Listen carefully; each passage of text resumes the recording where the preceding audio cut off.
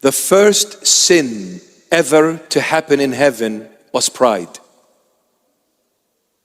The first sin that ever happened in heaven, not on earth, was pride. And who sinned? This angel from the highest rank of the angelic orders called the cherubims.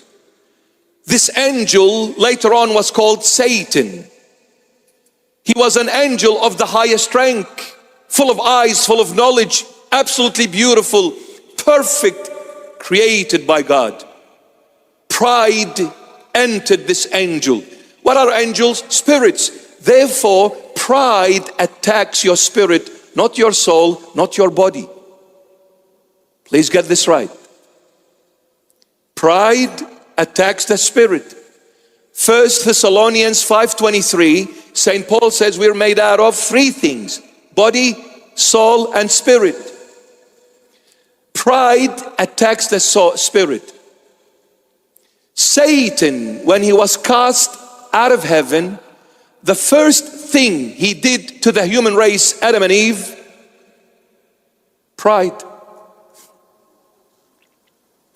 He said to Eve, if you eat from this tree which God said don't eat from it, but trust me, don't trust God, trust me, you can eat, you're not gonna die. If you eat from it, you will be like God.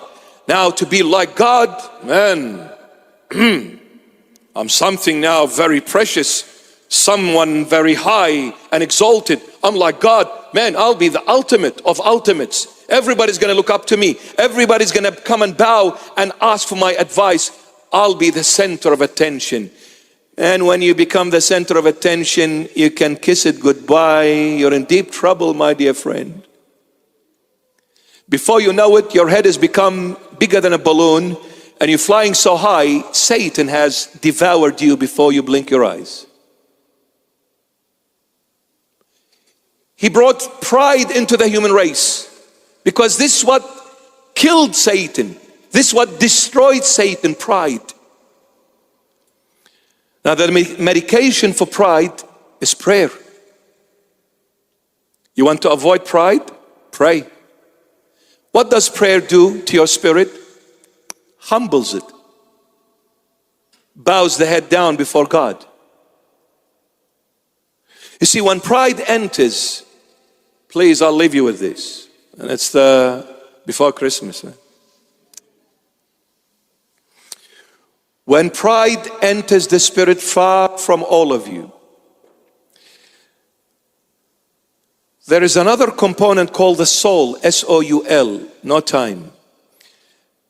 The soul is made out of 5 things. Subconscious mind, the conscious mind, the will, the thought, feelings and emotions. That is your soul. It's made out of 5 components. The subconscious mind, the conscious mind, the will, thought, feelings and emotions.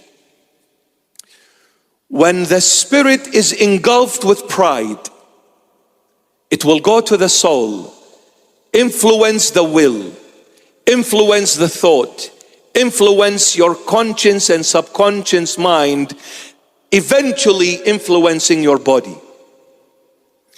When pride engulfs a person, that person becomes egocentric, selfish. The only thing they care about is themselves. My own safety net, my own position, my own name, my own title, my own throne. Everything revolves around me. It is either me or nothing, my way or the highway. The moment you start saying me, me, me, impossible to serve God. Impossible, you cannot serve God. Even if you are a bishop, you cannot serve Him.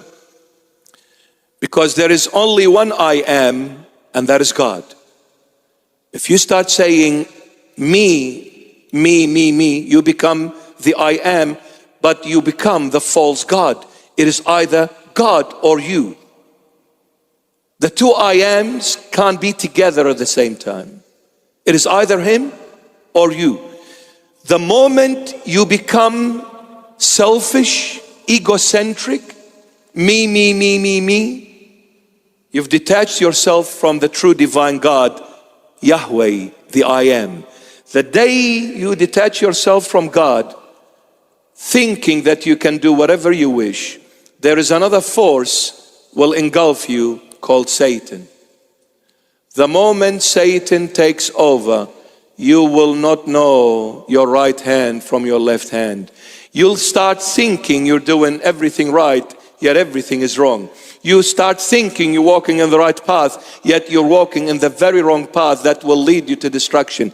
Satan will devour you, will bring you into his darkness. You will see nothing anymore. You will not differentiate between the right and the wrong, the truth and the lies, nothing. Because Satan, his job is to deceive and falsify the truth. And a person that sees themselves only, they cannot humble themselves. If you cannot humble yourself, you can never serve others. You expect others to serve you always. Now, to be a true servant of Christ, you have to say like St. Paul said, I live, but no longer me, but Christ who lives in me. I live, but no longer me. Meaning, stop living for yourself. Stop doing things your way. Stop saying me. Stop it. Stop blaming everyone except yourself. Stop saying it is everyone's fault. I'm the only one who is a victim. No, admit and say, I'm a criminal as well. Admit it. So the next time, before you point a finger at someone, you need to realize you're pointing one finger at that someone, but there are three pointing at you. So you're judging your friend once, you've judged yourself 3 times moreover. Isn't that how we point? You. Look at that.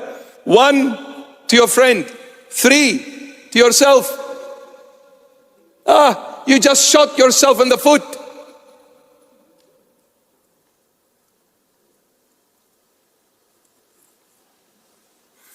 A humble person, and by the way, humility is not just a word I say or a topic I preach about. No, you need to live.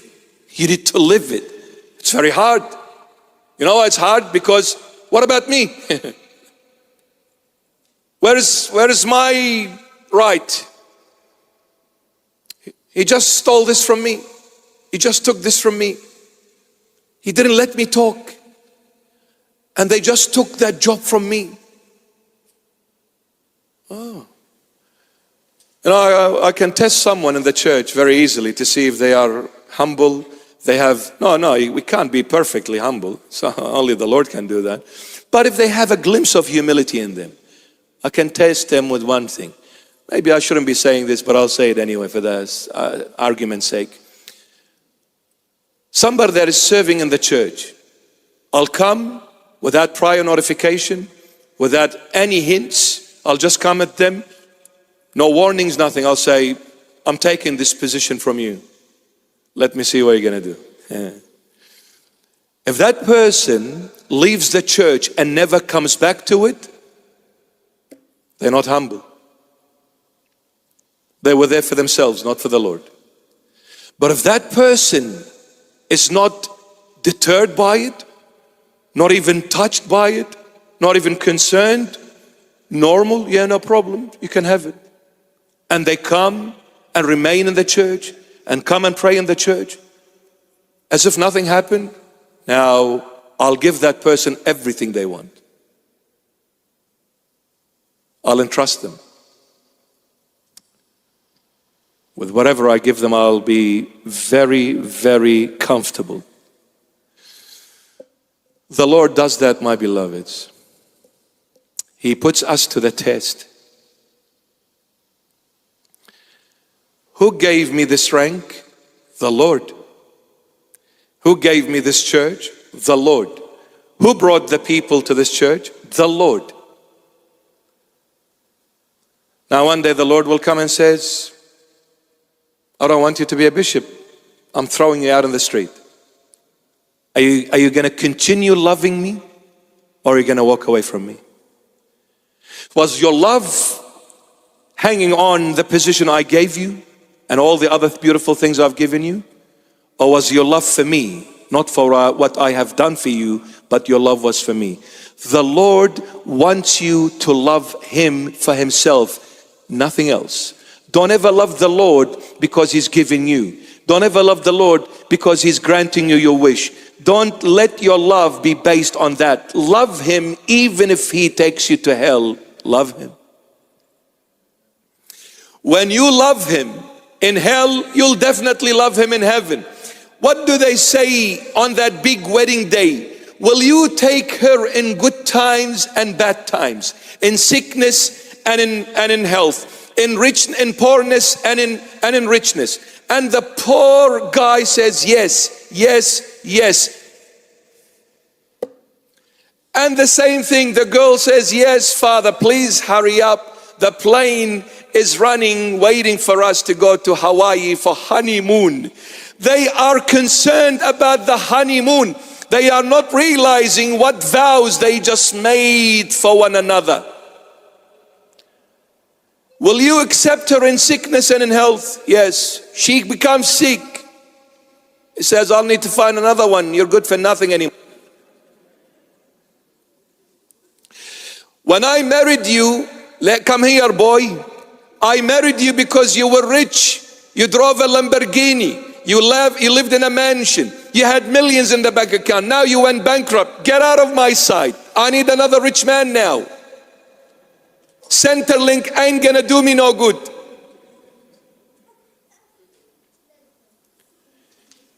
If you accept the Lord on Good Friday, definitely you'll accept Him on Sunday resurrection.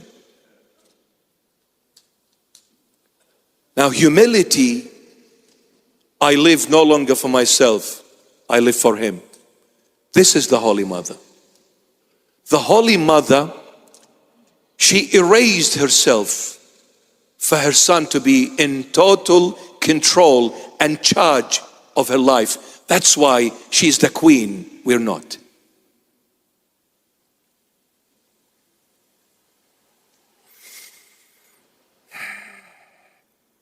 And aren't we calling her blessed after 2024 years? Wow.